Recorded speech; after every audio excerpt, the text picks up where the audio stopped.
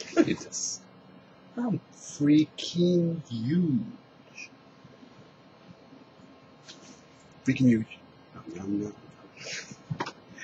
Welcome to That's Not Sexy. I am your master level personal trainer, Diaz, aka Mr. Freaking Huge.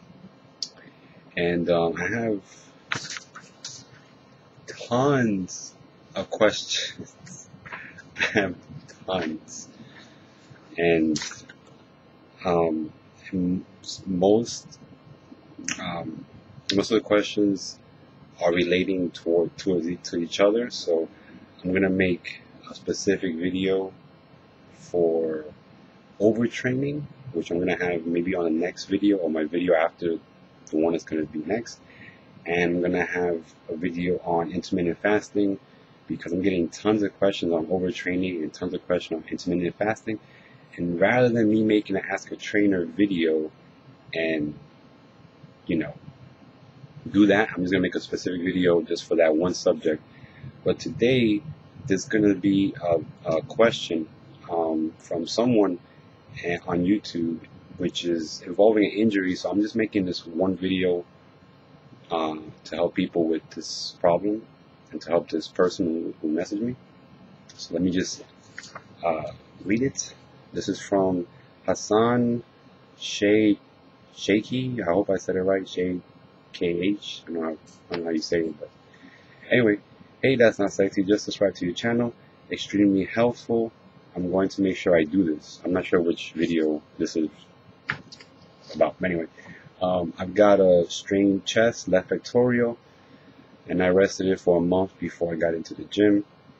Before I got back into the gym, I went light on my first couple of workouts, and the pain is back. I iced it and then heated it, and for the remaining days prior, any advice would be greatly appreciated. I just want to be injury-free and train. Left elbow has been giving me a problem for a bit, for about the same time as the pec. Great channel, keep it up. So thanks for your question and thanks for your support, by the way. And I'm kind of going to be a psychic and trying to figure out what you did wrong. It's going to be one or the other because I have psychic powers. So, because you didn't tell me how you injured it. So what I'm guessing, okay, is that you were doing a barbell chest press.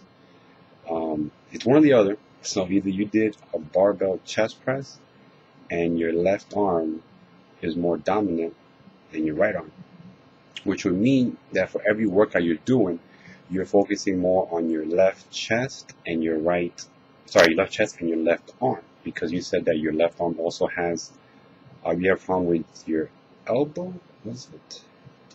Yes, your left elbow, which would tell me that you're overworking your tendon and you have a slight bit of tendonitis on your elbow. It could be because like I said, your left arm is more dominant, so you're using that one when you're doing a bar. You're probably focusing more on your left than your right, and that's pretty much strain on your left elbow and your tendons, and also that puts more strain on your left chest because you're pushing it and working it more than you would your right chest.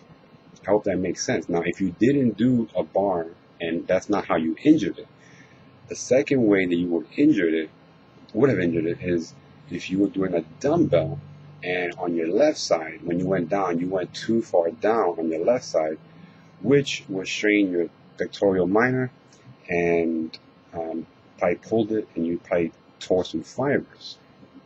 So it's either one or the other, okay?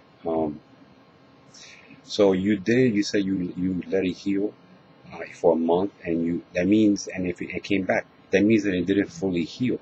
So you pretty much, it felt like it was recovered and fine, but it didn't completely heal, because when you went to work out again, unless you went to train extremely heavy and hard,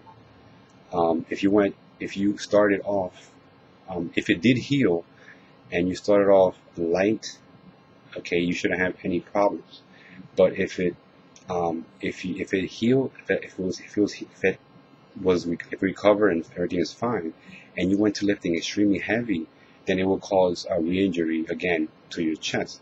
So or you didn't let it didn't heal properly, and then you did a light moderate weight, which you shouldn't do, period, until it's completely healed. All right. So what I'm thinking is that's one of the things that happened with your chest press. That's how you injured it. You have an injury, so this means that you cannot train. You cannot do any chest workouts. You cannot do any shoulder workout.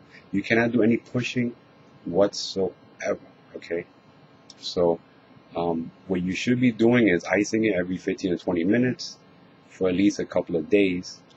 Maybe take some anti-inflammatories. I'm not sure how old you are, if you're allowed to take them. But if you feel help inflammation, like ibuprofen and stuff like that, help inflammation. I don't recommend taking drugs. There's other ways to help reduce inflammation, like taking strawberries and berries and all that stuff. But if you also, there's three grades of tears. There's grade 1 tear, which is pretty much a light tear. You can still work out with a light tear. You lose a little bit of strength. A grade 2 would be you have more tears and tears in your tendon fibers, and also your strength is really kind of weak. You're really getting weaker. Third tear, you need surgery. You can't do anything. You tore it completely. And most cases with the torn minor, it goes to your bicep branches. So that's another thing to watch out for. So if you're completely, remember, you can't train. So once you rest, this, depending on how bad it is, I'm not sure. If it's really bad, you should get checked out, get MRI done. All right. If about 2 to 6 weeks for a grade 2 tear, so almost 2 months to recover for the second grade. For third grade, you need surgery. So I don't think you're in that surgery realm. I'm not sure, but if you do, you have to go to a doctor to get checked up. If you're grade 2, 2 months, the rest will be fine. You shouldn't be doing any pushing workouts. You can stretch after like a month to see if you have still full range of motion. One thing you can do is you're gonna keep your palms up and your chest arch, like you're doing a chest press. So you're gonna keep your chest up, you're gonna keep your shoulders back, and you're gonna separate your hands while you keep your chest up like this, and see how far you can stretch. You're gonna feel a stretch in your pec, but don't do that until it's at least a month after you ice it. And you can also use a foam pad, a foam roller, to roll your chest and kind of massage it after. For every day, try to do that as well. And also, you could have someone assist you into the stretch where you put your hands on your head and someone pulls your elbow back. That'll help stretch your chest out a bit. But in your case, you probably have a grade 2 or a grade 3. I'm not with you. I don't know. But grade 1, where you have no problem at all in the gym. So I'm recommending that you go to a doctor, get an MRI done, get checked up. If there's nothing too serious, you still can't do any pushing workouts at all. And when you're gonna get back to doing to rehab after you recovered, you should be doing push-ups against the wall, okay? And I know that sounds really stupid. I can do push-ups on the floor, but you don't want to start off heavy. Do push-ups against the wall, get warmed up. All right, sorry for the music. Get a resistance band, a light resistance band, put it around your back. Do some light resistance band training to help you build your tendons up as well. And then you go into a lower angle on your push-ups, on the blocks and stuff like that, until you're doing knee push-ups, until you're doing full push-ups. And then you could do your weight training, a light weight training. Okay, but you shouldn't be thinking about doing any of this until you are completely recovered, which you are not. You didn't let the muscle heal. You didn't fully heal because you got re-injured. So you got another injury. You injured it again. So that's my advice to you. And this is why I made one specific video, because this is a long, important subject. And I hope I answered your question and help you out. So my advice right now, do not work out. Okay, don't do any training for any pushing motions or anything involving your chest, because you're going to be using your triceps as well, which you might have a bit of tendonitis. And I guess you can let me know which was it. Was it your barbell bench press? Was it your dumbbell bench press? And, you know, get some rest. Don't worry about lifting weights right now. I know you want to lift weights. You want to, to, I'm healed. I want to lift weights, but you don't want to, if it's a, grade 2, you don't want to injure it to it's a grade 3, where you can't even use your chest. So I urge you not to train. It's very important you do not train until you are recovered. So get a full recovery, which could take 2 to 6 weeks, depending on how severe it is. And just because you feel like you're back to normal and you're not sore and you don't have any pain, does not mean that you're fully recovered. Okay? So you have to give it time and then start doing some stretching. Start doing some resistance bands. So I'm doing some light wall push-ups, angled, block push-ups, and then see how you feel. From then you could build up doing knee push-ups and then go onto your lightweight training. But again, you cannot train until you are fully recovered.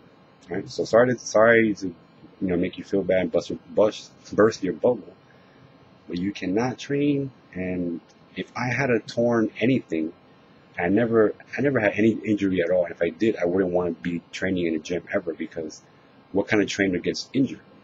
But if I did have a pec injury or any injury, I would not be training at all until I recover.